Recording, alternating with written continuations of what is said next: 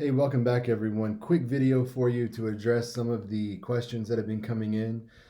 It's really good when you send these questions in because, as I've said before, if you have the question, chances are someone else does also. So, this is good for everyone. There are 5 questions that have come in at least more than once.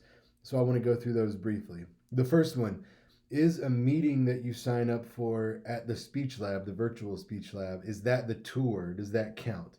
And the answer is yes. So to take the tour, you'll simply sign up for a consultation. And part of the reason we do the tour is because you will learn how to sign up for that appointment. So later, when you come back in to work on a speech, you'll go through the same process. Related to that was, how do I know that you've been there to get the credit? Well, after your consultation is over, the consultant will fill out session notes with you.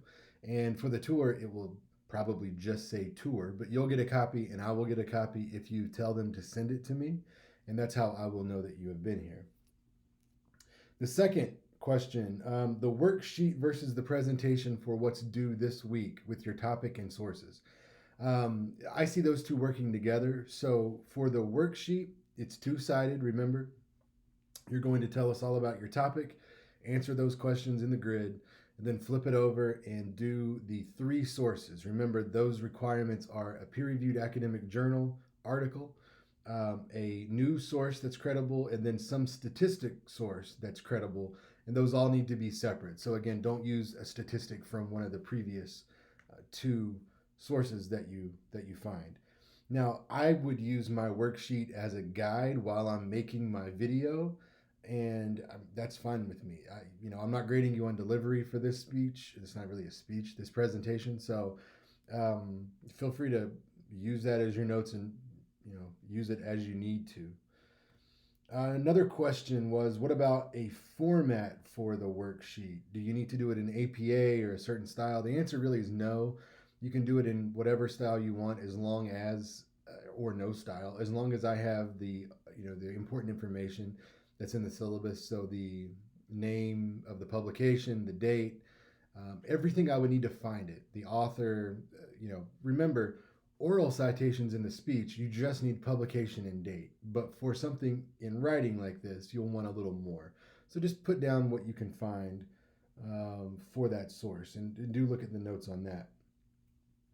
Let's see here. And the last question, I suppose, is about topics. So some people have been emailing with, they're stuck between 2 topics, and that's great. I'm happy to answer your question specifically on that, but I think I've given the same advice at least 3 or 4 times, which is go with the topic that seems to be more applicable to your audience. So, in other words, of the 2, 3, 4 topics that you've narrowed it down to, which one do you think an audience of college students would find most interesting, helpful, useful, intriguing, you name it, and go with that one. So those are your big 5 questions so far.